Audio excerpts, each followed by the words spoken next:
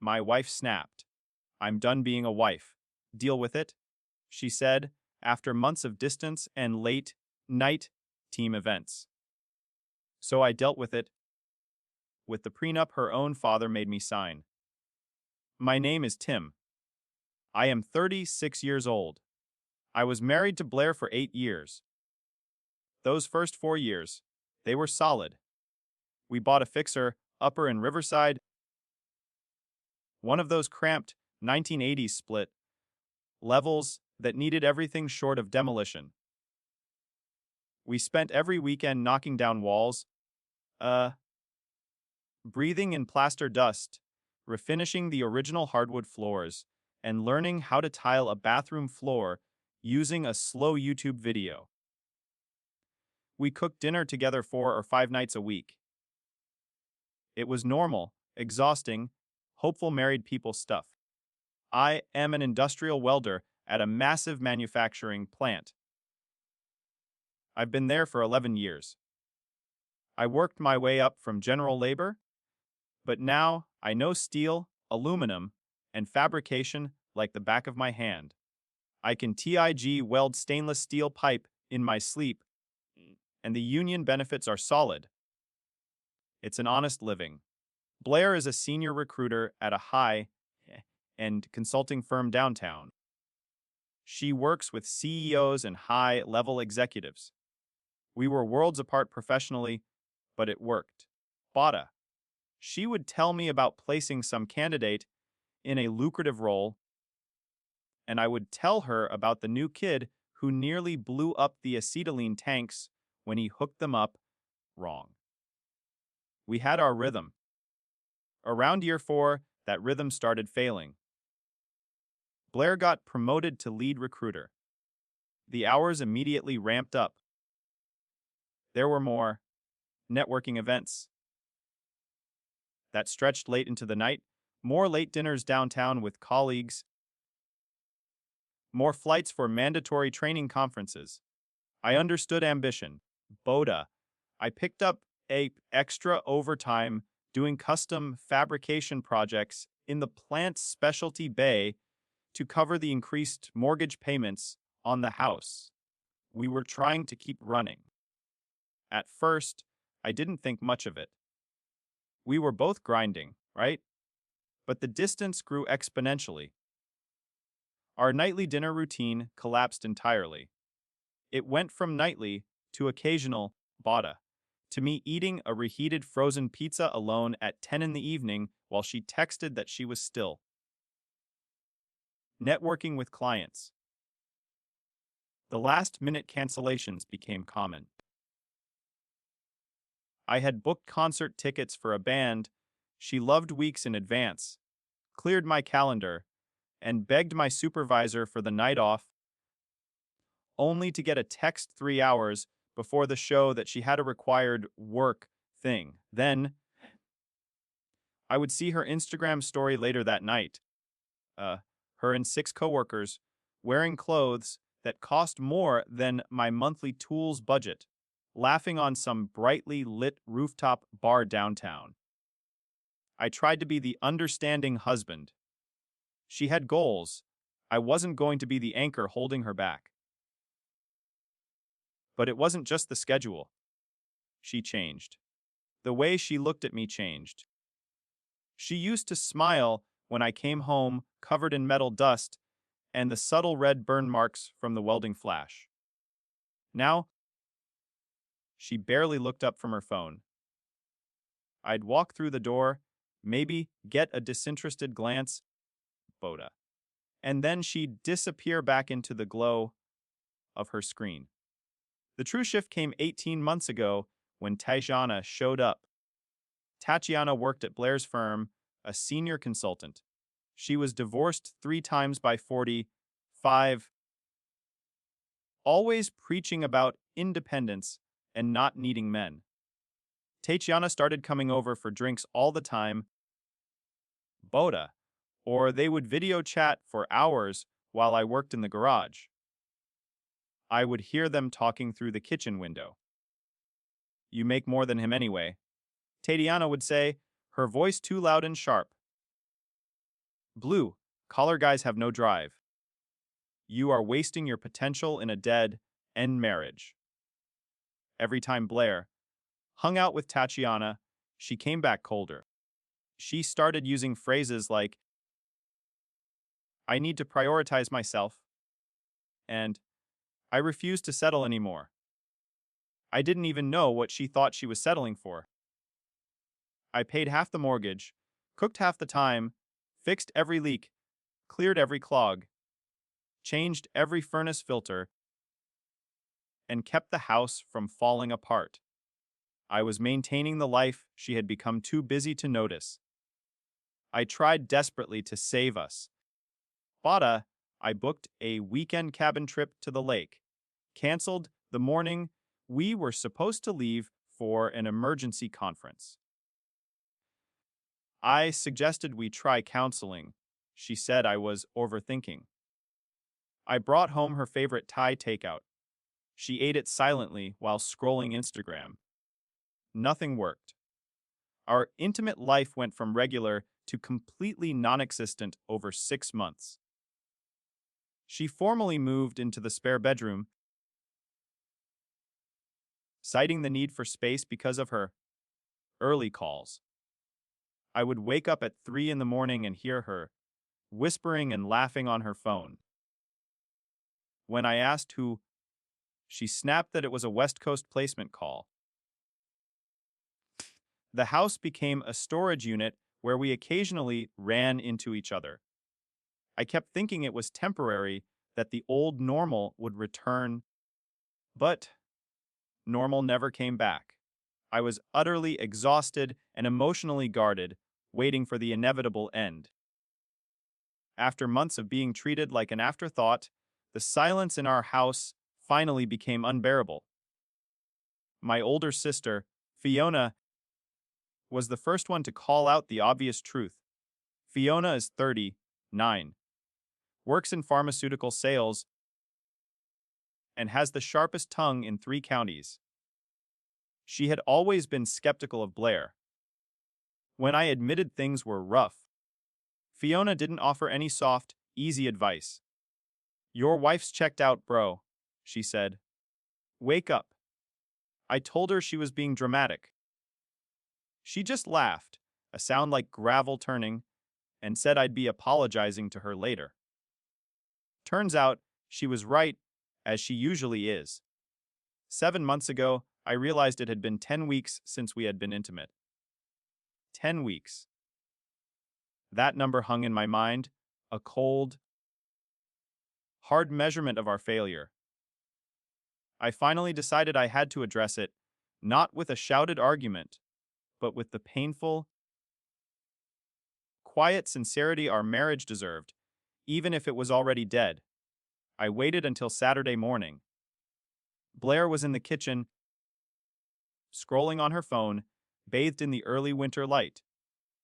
The house was spotless, a perfect facade over a ruined foundation. I sat down across from her at the table, folding my hands. We need to talk about what is happening with us, I said, laying it out as calmly as I could, despite the tremor in my chest. She didn't look up immediately. What about it? She asked, her voice flat, devoid of curiosity or concern. What about it? I repeated, trying to keep my voice even. Blair, we are roommates who split expenses. You moved into the spare room months ago. We haven't been intimate in over 2 months. We barely talk anymore. I honestly don't know what we are doing here. She slowly set her phone down, the sound of the glass hitting the wood table shockingly loud in the quiet kitchen. Her face was blank, like a screen where the image had been deleted. I'm not sleeping with you anymore, she said. No preamble. No explanation. Just cold, clear fact. Deal with it. I don't care either way. I'm done pretending to be some housewife for a guy who can't give me the life I deserve. The life she deserves. The insult landed like a physical blow, stripping away years of loyalty and effort. I was paying half the mortgage, doing half the housework, Boda, maintaining everything in this massive house. From the plumbing to the electrical, fixing the disposal, she jammed and changing the furnace filters. And that was not enough. I wasn't enough. There was no emotion in her voice, only the flat, dismissive cruelty of a manager firing a redundant employee. She looked at me, satisfied, Bada, like she had just won a negotiation I hadn't realized we were engaged in.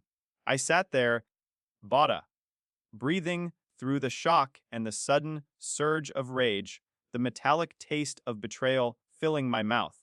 Boda. I looked down at my own calloused hands, hands that knew how to make things whole with heat and pressure, but couldn't fix this marriage. All right, I finally said, my voice quiet but firm. I'll deal with it. She simply nodded, picked up her phone, and walked back to her spare room, already checked out. That was the last meaningful interaction we had. She probably thought I would stay, keeping the house running, paying the bills, maintaining my side of the facade while she carried on with her newly prioritized life. She had no idea what I meant by deal with it. That night, I called Dante. Dante Moretti, my best friend since we were 16. He is a heavy equipment operator, a straightforward guy whose world is built on steel and earth. I told him everything, and he listened without judgment, letting me talk until the story was exhausted. Get out before you lose your mind, he said when I finished. You can crash in my spare room until you sort things out. That was exactly what I needed to hear. Not a promise to fix it, but a clear path to safety. I packed a single duffel bag that night. Clothes, toiletries, my laptop, and my indispensable collection of welding tools. I wrote a short note on the kitchen counter, brief and to the point. You wanted space. Here it is. Don't contact me unless absolutely necessary. I left before 5 in the morning, before Blair woke up. Sabota. The first thing I did that day was open a new, solitary bank account. I rerouted my direct deposit from the plan immediately. Bada. I calculated my exact share of the money in our joint account, withdrew that amount, and left her portion untouched, everything perfectly documented. I wasn't trying to steal or cheat, I was simply protecting myself. Then, I scheduled an appointment with a divorce attorney for Monday morning.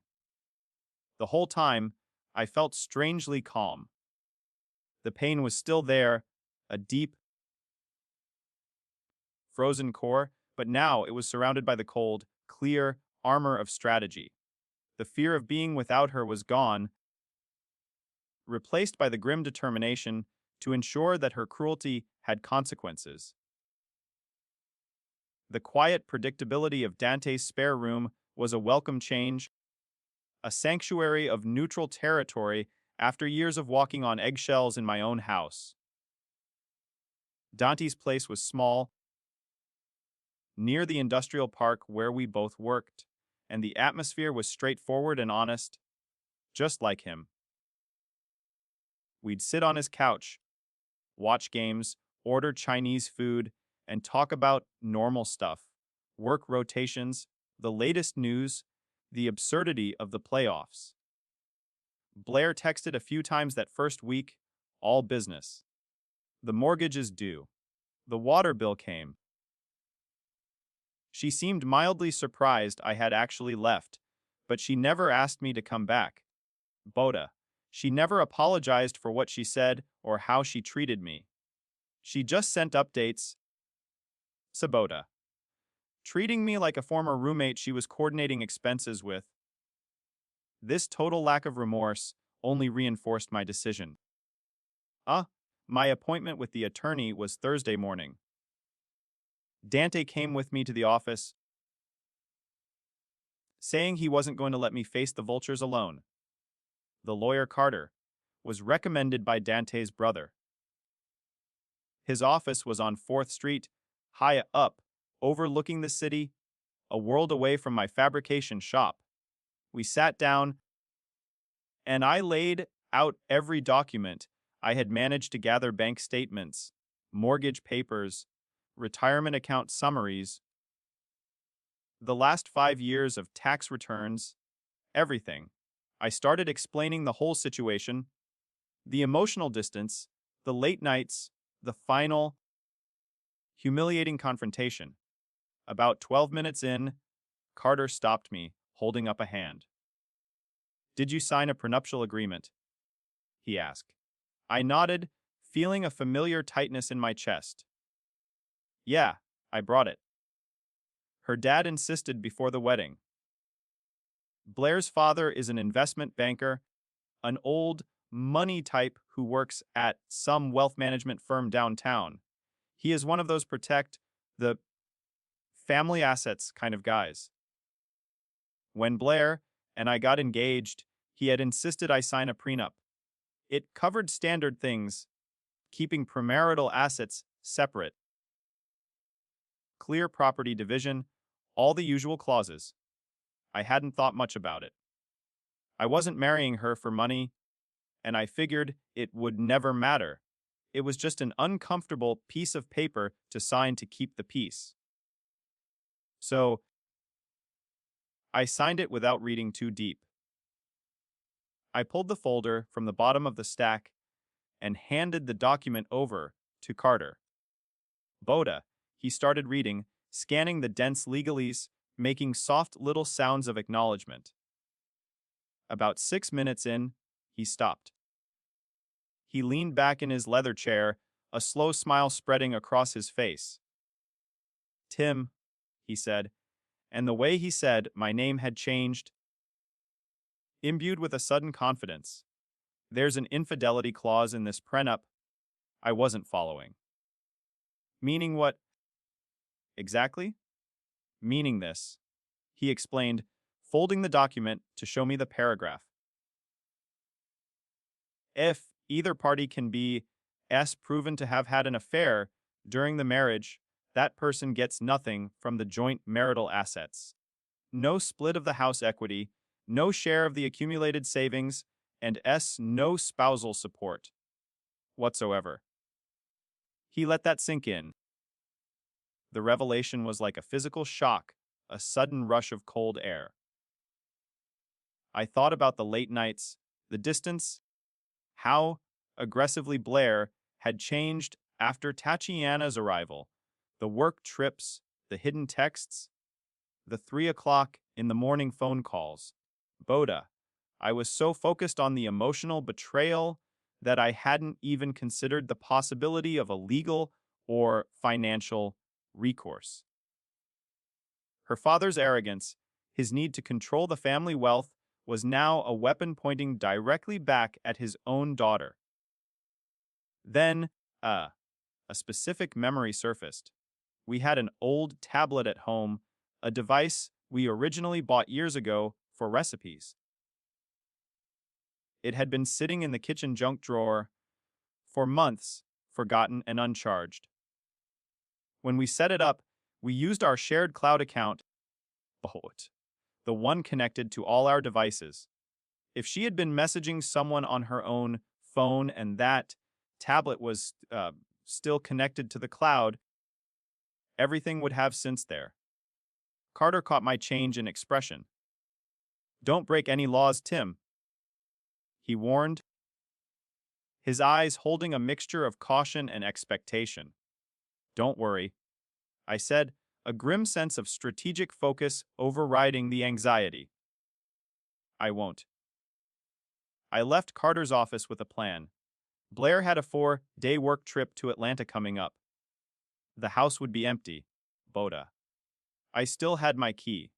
The feeling of being a passive victim was gone, replaced by the grim determination to follow a clear, Boda, strategic path to justice.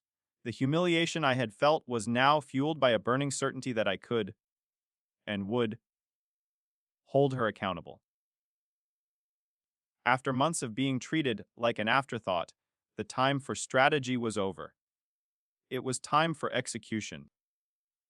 The week leading up to Blair's scheduled trip to Atlanta dragged on, heavy and slow.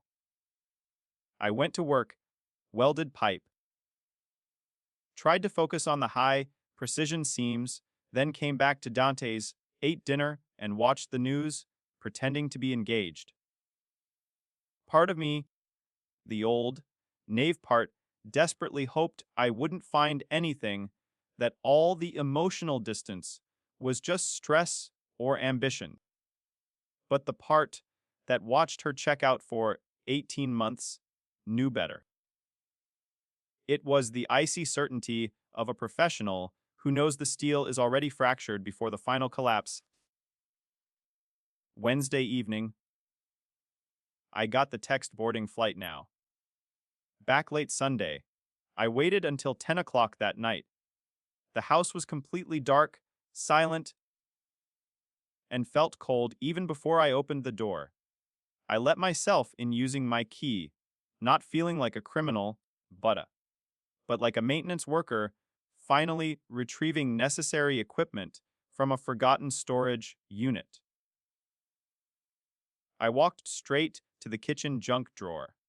I found the old tablet exactly where I remembered it, buried under rubber bands, foreign currency, and take-out menace.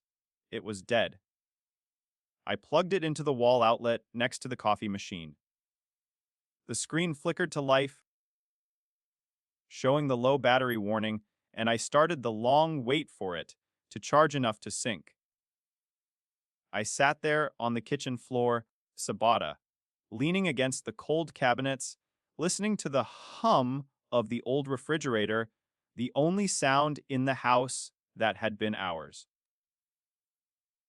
It took 30 excruciating minutes. Finally, the tablet had enough power to connect to the Wi-Fi and the cloud account. The message app immediately exploded with notifications. Most were spam from old loyalty programs, but there was one contact saved simply as R. I opened the conversation. The first message from R was dated 7 months prior, Boda, right around the time our marriage started its final, terminal decline, right after Blair moved into the spare room. The early messages were normal enough work stuff, professional praise, and exchange about a successful candidate placement. Then it shifted. Flirtation, inside jokes, references to late, night drinks that went beyond networking. Then it got infinitely worse. The messages moved on to hotel rooms, specific dates and times, and coordinating excuses. She had been taking a trip to Phoenix, a trip I had been told was a mandatory recruiting conference. Her messages clearly detailed that the trip was spent with R.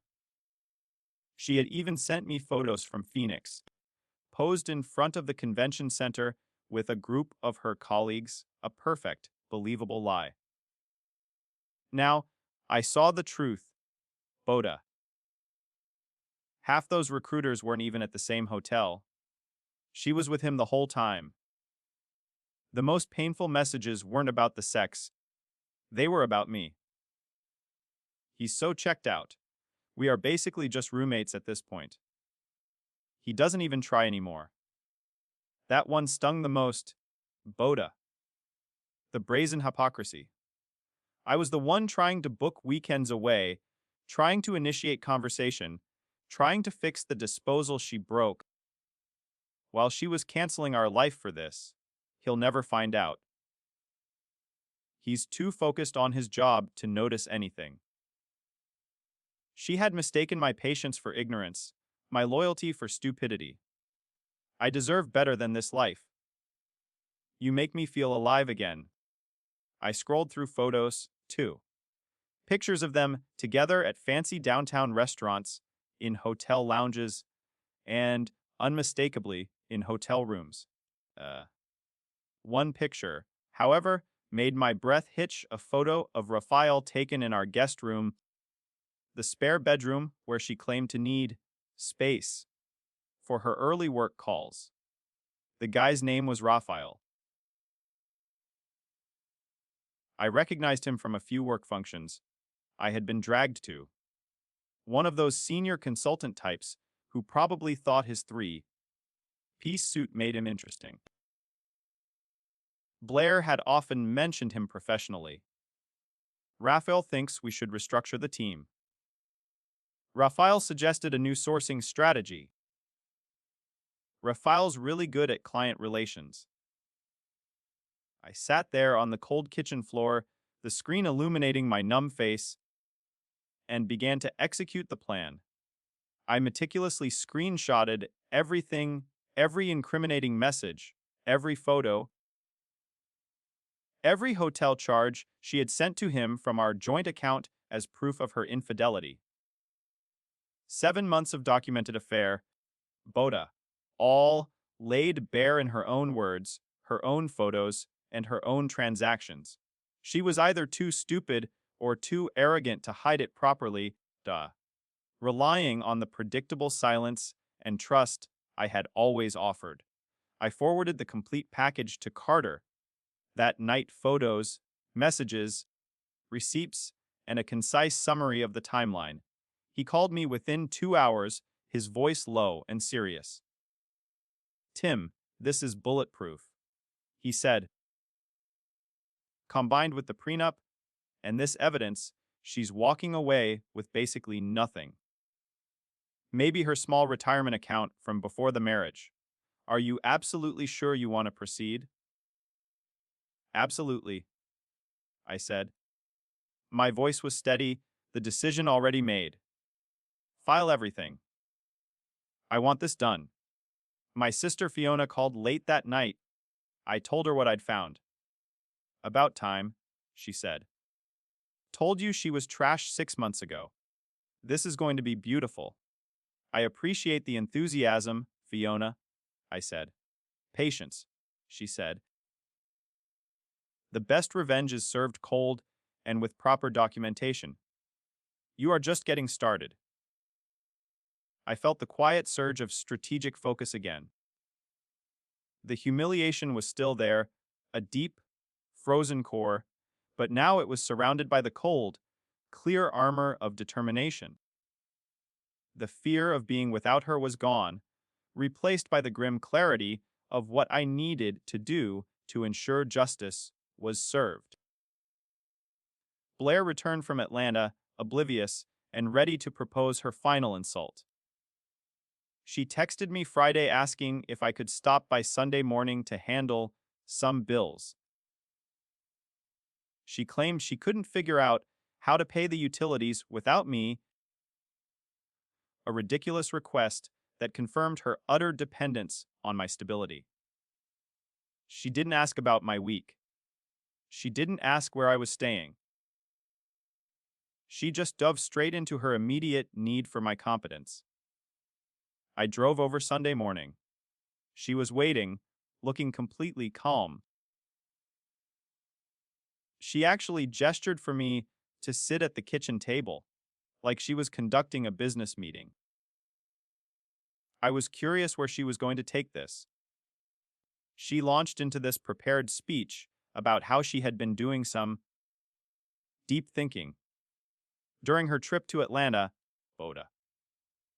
And maybe we should change our marriage into something more modern and flexible. She literally used the word restructure like she was presenting a business plan to a venture capital firm. We split all expenses equally. She proposed, her voice perfectly measured. We keep entirely separate schedules, basically functioning as roommates sharing a property. No expectations, no obligations, no pressure. She continued, never meeting my eyes for more than a second. "I'm not into traditional marriage anymore, Tim. But we don't need to blow up our entire lives. We keep the house, share expenses, and live independently. If you can adapt to that, we can make it work. She hadn't asked if I was okay. She hadn't asked about the note I left. She dove straight into a proposal for how I could continue facilitating her comfortable, high status lifestyle while she did whatever and whoever she wanted. She wanted the benefits of stability and shared equity without any of the commitment or fidelity. I looked at her, sitting there at our old kitchen table.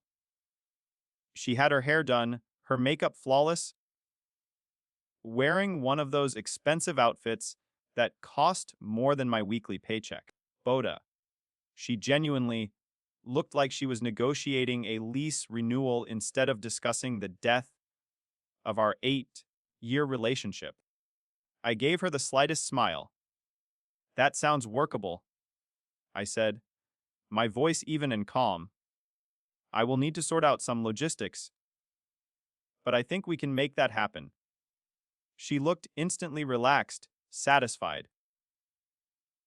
She likely thought she had successfully manipulated me into accepting her perfect arrangement, where she got to keep her house, Boda, her recruiter job, and her secret life, all while I stayed on as a dutiful, blue-collar maintenance man. What she had absolutely no idea about was that Carter was finalizing the divorce filing at that exact moment. We were submitting everything Monday morning with every piece of evidence properly organized. That insulting proposal she just made, delivered with such cold calculation, only hardened my resolve. I had already dealt with it. Monday morning, Carter filed everything. The divorce petition, copies of the prenup with the infidelity clause highlighted, and copies of every message, photo, and receipt from the tablet.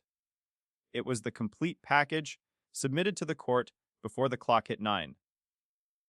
Then, because Blair had been so calculating about the roommate proposal, and because Carter is an absolute artist in his profession, Boda, he arranged for her to be served in a way that would create the maximum amount of accountability. He arranged for her to be served at her office during business hours in front of her recruitment team. I wasn't there, but the process server reported back to Carter. He walked into her downtown office around 3 in the afternoon on a Tuesday. Boda. The server found her desk and delivered the papers in front of her entire recruitment team and at least 2 senior partners. Several people witnessed the delivery. Boda. The server heard her gasp when she opened the envelope and saw the words petition for dissolution of marriage across the top. The fallout was immediate and spectacular. She called me 23 times that afternoon. I let every call go to voicemail. Boda. I listened to them later with Dante while we ate pizza, her voice escalating from confused surprise to sheer, unadulterated panic. Then she showed up at Dante's apartment around 7 in the evening. I was sitting on the couch when the doorbell rang. Dante, who is always direct, opened the door. Blair stood there, looking completely wrecked. Her immaculate makeup was smeared, Boda. Her eyes were red and puffy. She pushed past Dante and spotted me sitting there, completely calm, holding a piece of pepperoni pizza. What did you just do to me? She demanded, her voice shaking. You had me served at work, Tim! In front of everyone I work with! Do you understand how humiliating that was? My entire team saw it. The partner saw it. Everyone knows now! I stayed calm. I took another bite of pizza, slowly. You told me to deal with it, I said, my voice flat. So I dealt with it by filing for divorce. As Blair's voice cracked with humiliation, I knew this was the moment to show her exactly what deal with it truly meant. You told me to deal with it?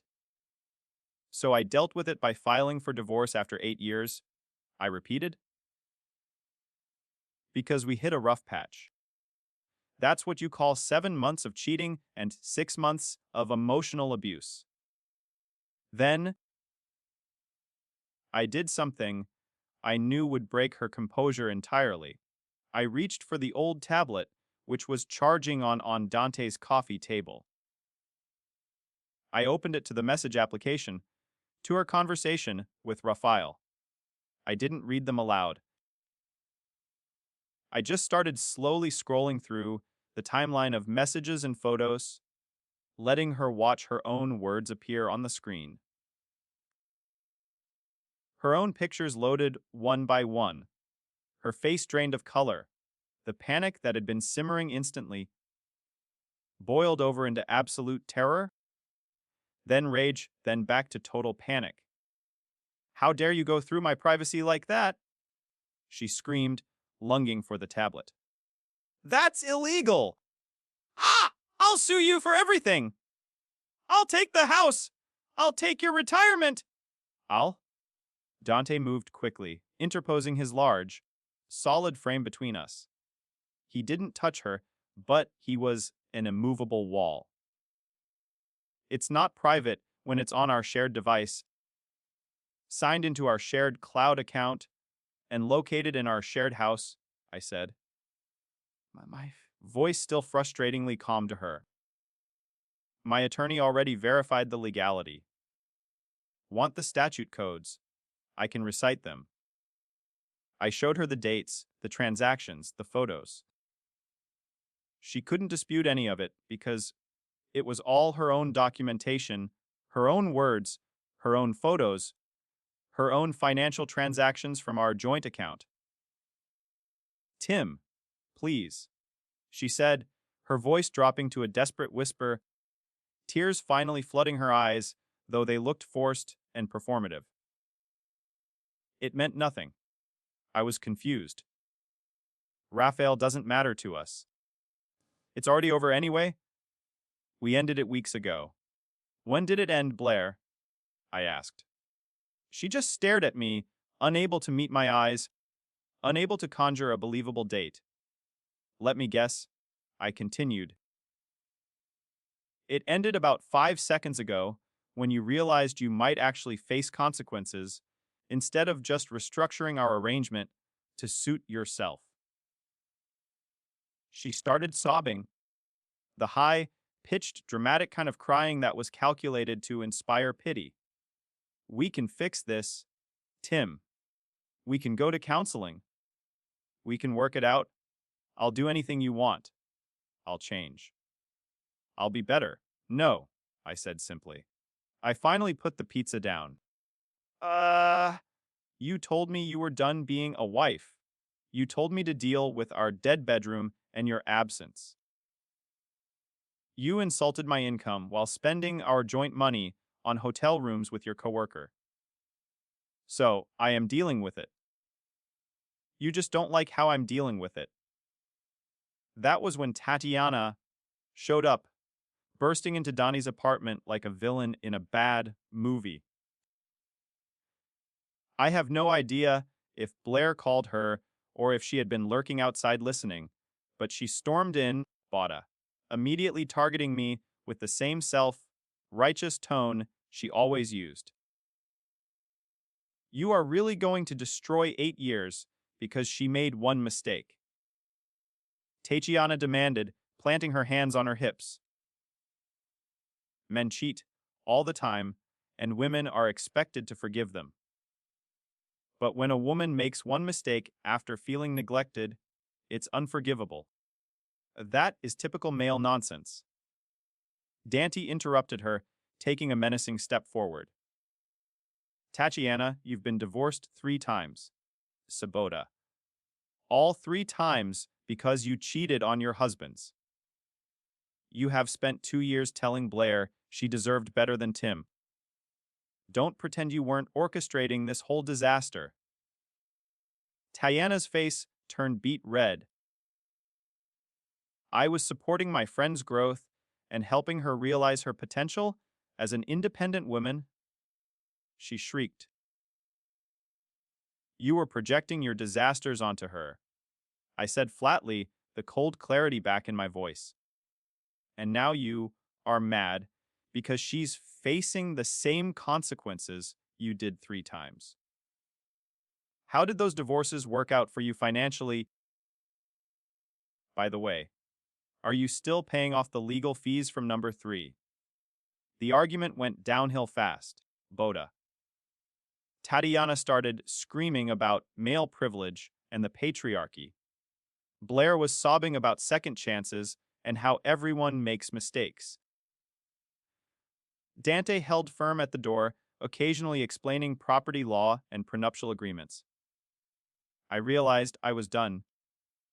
I was not going to stand there and be pulled back into the emotional quicksand they thrived in. I stood up, pushed my hands into my pockets, and walked out of the apartment. I drove around for 2 hours. I grabbed food from a drive through Boda, enjoying the quiet anonymity of my truck and the complete absence of their chaos. I didn't return until after midnight, when I knew they'd be gone. Fiona called while I was driving. I heard you serve the papers at her office publicly in front of her whole team, she said, a sound of unholy delight in her voice. I am so proud of you right now, I might cry. Want me to slash her tires now? Still no, Fiona, I said, smiling for the first time all evening. But I appreciate your enthusiasm. The best revenge is served cold and with proper documentation, she said. And you are just getting started. The final legal steps were underway, but fate had one last bizarre confrontation waiting on my front porch. The next several days brought the expected legal maneuvering. Blair's attorney contacted Carter immediately. They challenged the tablet evidence, claiming it was obtained illegally. Carter, calm as ever, Boda, destroyed that argument within an hour. He submitted documentation proving we had both set up that shared cloud account 4 years ago, Boda. And since the device was on jointly owned property, the evidence was admissible. Then, they tried to invalidate the prenup itself, Boda, claiming Blair's father had pressured me into signing under duress without proper legal representation. This was easily refuted. Carter produced notarized documentation from the signing, witness statements from 3 people, and time-stamped emails where I had confirmed receiving legal advice. Her father, the investment banker, Boda, had been too thorough when drafting it for his own protection. What killed their entire position was the ironclad infidelity clause. Boda. Proven infidelity meant the cheating party forfeited the marital estate. Boda. Litigation would drain more in legal fees than she could possibly recover. Her attorney advised immediate settlement. She had no options left. Meanwhile, word spread through the professional and social grapevine about Raphael's infidelity. About 2 weeks after I filed, I received a Facebook message from someone named Harper Vance. I didn't recognize the name. Her profile looked real, but we had no mutual friends. Is this Tim, Blair's ex-husband? The message read. I almost ignored it, figuring it was one of her friends trying to guilt-trip me, but curiosity won. Yeah, who's asking? I'm Raphael's girlfriend, she replied. Actually, ex-girlfriend as of yesterday morning. Found messages between him and your wife on his laptop. Knew he cheated on me before, but didn't realize she was married at the time. Sorry you went through that. He's absolute garbage. We exchanged several messages. Turns out, Bada. Raphael had been cheating on Harper with Blair for months, telling Harper he was working late or attending conferences. Boda. The moment Blair's marriage blew up and the consequences became real, Raphael immediately moved on to someone else and ghosted both of them. Harper had discovered the extent of his lies just the day before. She ended it immediately. Harper seemed solid, straightforward, and direct. No games or drama. She had this dark, refreshing sense of humor about the whole disaster, making jokes about her terrible taste in men and how she should have seen the signs earlier. If you want to grab coffee sometime and talk about our terrible exes, I'd be interested. She texted after about 15 minutes of shared venting. No pressure, though. I agreed. We met at a coffee shop near downtown that Saturday afternoon. She's a freelance photographer, mostly commercial work. She was cynical about relationships in a way I found honest, not toxic. Boda. We laughed about how absurd it was that we were sitting there because of those two disasters. One coffee became dinner the following week at a burger place I liked. Then we got milkshakes.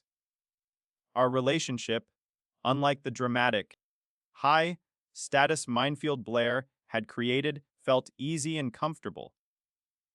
It was the first time in years I felt like I was with someone who actually wanted to be there. She was kind, easygoing, and funny. She actually listened. We had been seeing each other for about 3 weeks when my sister Fiona invited herself over unannounced to Dante's apartment. She took one look at Harper and nodded. I like her. She's a keeper. Blair's texts shifted from sad and apologetic to angry and accusatory as word got out. She accused me of moving on too fast, of deliberately dating Raphael's ex to hurt her, of being petty and cruel. I didn't respond to any of them, just sent screenshots to Carter for documentation. Then, Tatiana got involved, Boda, sending me a long message about how I was clearly using Harper for revenge and proving that men couldn't handle women having agency. It was standard Tatiana propaganda. I showed it to Harper. Want me to respond? She asked. Go for it, I said. She typed back immediately. Tatiana, not everything revolves around your disaster friend. Tim and I connected because we both got burned by the same cheaters.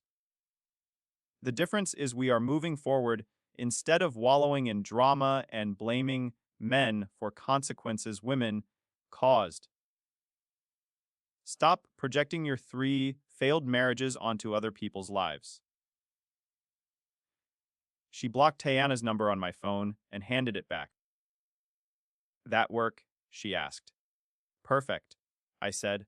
The settlement hearing was brief. The judge reviewed the documentation. Blair showed up with her attorney, looking exhausted, smaller than I'd ever seen her. She sat across the aisle. She signed the settlement without making eye contact once. The house was mine. The accumulated savings were mine. No spousal support. No alimony. She left with her car, her personal belongings, and a small retirement account that amounted to about $14,000. 8 years dissolved in 30 minutes of paperwork.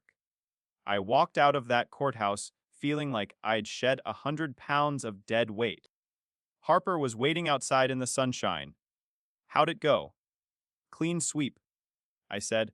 Everything's done. Good, she said, smiling. Want to get lunch and celebrate your freedom? About 2 months after everything finalized, Harper and I were solid. She'd started keeping clothes at my small new house near the plant, the one with a massive garage I could actually use for my welding projects. We had fallen into a comfortable routine built on mutual respect. Then, one Saturday morning, everything blew up. Harper was at my place making breakfast. I was in the garage organizing tools when I heard furious pounding on my front door. I walked around to the front. Harper had already opened the door, a spatula still in her hand. Blair stood there, looking completely unhinged. Bada. She looked past Harper and spotted me coming around the corner. Her face went from devastated to furious in half a second. Are you serious right now? She shrieked. You're with her. In your house. Making breakfast together. Harper stayed perfectly calm, holding the spatula. Hi, Blair. We actually met once at a recruiting event about 8 months ago. Raphael introduced me as his colleague. Funny how that worked out. Small world. Blair's face twisted into something ugly. This is disgusting. You're doing this to hurt me. Both of you are pathetic. I stepped forward. I know exactly who she is. Someone who got lied to and cheated on by the same person you cheated with. We have that in common. Shared trauma and all that. This is sick. Tim? Blair's voice rose to a scream. You moved on in like 2 seconds! 8 years together and you're just over it! You are trying to hurt me. Actually, Harper said, her voice dropping, becoming dangerously quiet. Not everything is about you. Tim and I connected because we both got burned by the same two people. Boda. The difference is we are moving forward with our lives instead of showing up at people's houses on Saturday mornings having meltdowns. You should try moving forward instead. Blair completely lost it. She took a step and shoved Harper hard in the chest. A clear, deliberate shove. Big mistake. Harper, who I had learned used to compete in amateur kickboxing tournaments for 3 years, didn't even blink. She just caught Blair's wrist mid-shove. Don't, Harper said simply, her voice quiet but firm. Blair tried to swing at her with her other hand, utterly committed to the worst decision she'd made all morning. Harper blocked it easily, then swept Blair's legs out from under her in one smooth, practiced motion. Blair hit my front porch hard, landing flat on her back with a sound that probably woke the neighbors. Get up and leave, Harper said. Or I call the police, Bada, and you can explain to them why you assaulted someone on their own property. The final, humiliating scene on my lawn cemented the end. The rest was just paperwork. Blair scrambled up, still screaming, mascara smeared across her face. You beach! How dare you? She lunged at Harper again, showing either incredible commitment to poor choices or a complete lack of strategic thinking. Probably both. Harper sidestepped easily, grabbed Blair's arm, and used her momentum to pin her face, first against my garage door. We are done here, Harper said, her voice completely devoid of strain. You are going to walk to your car, get in, and drive away, or I am calling the cops, and you can explain to them why you assaulted someone on their own property. Your choice. Make it quick, because my eggs are getting cold. She let Blair go. Blair staggered back, breathing hard, looking at me like she was waiting for me to step in on her behalf, rescue her from the consequences of her own actions yet again. So what? You are going to stand there while your beach attacks me. You are such a jerk. I just shrugged. Well, you heard her. Also, you are on my property uninvited. That's trespassing. I'd leave before I decide to call the police myself. She stood there for another few seconds, likely trying to decide if pride or self-preservation was more important. Self-preservation won. She turned, stumbled to her car, uh, which was parked halfway onto my lawn, completely blocking my driveway, and peeled out like she was fleeing a crime scene. She left tire marks on the street. Harper turned to me, still holding the spatula. Sorry about that. Didn't want to make a scene in your neighborhood, but she shoved me first. That's legally self-defense. That was the least sorry-looking apology I've ever seen, I said. She grinned. Yeah, I'm not that sorry. Want to finish breakfast? My sister Fiona called about an hour later. Someone recorded that whole thing and sent it to me. She reported, sounding thrilled. Just watched your girlfriend handle your ex-wife on your front porch, like it was a casual Tuesday morning. Best thing I've seen in years. I'm getting this framed.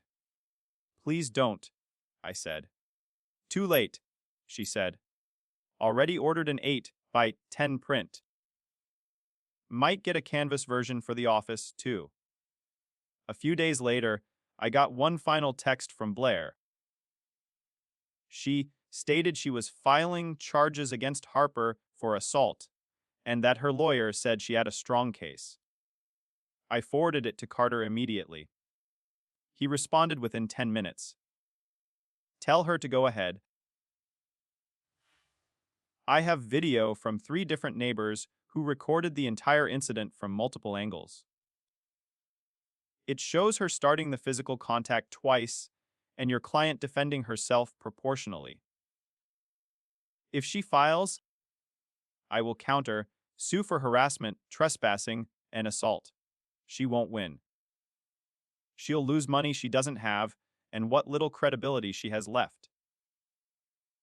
Forward this exact message to her. I did exactly that, Boda. I sent Blair's number Carter's exact response, word for word. I never heard from her again after that. 3 months later, Harper and I are still together. She gets me in ways Blair never did or tried to. She doesn't look down on Blue. Call her work like it's beneath her. She doesn't treat me like a placeholder while she looks for something better. She actually thinks welding is cool, asks questions about the process, and appreciates that I can build things with my hands. Fiona loves her, which is basically the highest endorsement possible in my world. Dante approves completely. Life is good. It is calm, predictable, Sabota, and honest. Exactly what I needed after years of walking through a minefield disguised as a marriage. I found out through mutual connections and Fiona's extensive intelligence network that things had gone downhill fast for Blair. Raphael had ghosted her entirely once the divorce finalized and she became officially available. Tatiana also disappeared once the drama stopped being entertaining and started carrying actual consequences. Boda. Turns out, Tatiana's interest in female empowerment didn't extend to actually helping Blair through the consequences she helped create. Blair was completely alone. To Sabota. She had to move into a small apartment in a neighborhood she used to mock because she couldn't afford anything better on her own. Her savings were burned through in 6 months. Turns out, maintaining the expensive lifestyle she thought she deserved required 2 incomes, and my free maintenance labor, not inspirational Instagram posts about growth. Meanwhile, I am in my garage welding custom furniture pieces on weekends that people actually pay decent money for. Harper is booking photography gigs consistently, doing work she's proud of. Otta. We are planning a trip to Colorado in the fall to photograph mountains and maybe do some hiking. It turns out the best revenge is just building a better life than they ever expected you to have, living well while they spiral. And sometimes, if you are lucky, you find someone who not only understands exactly what you went through, but can also handle themselves when your unhinged ex shows up looking for a fight. Blair wanted me to deal with our dead marriage. So, I did. Just not the way she expected me to. That is how you deal with it.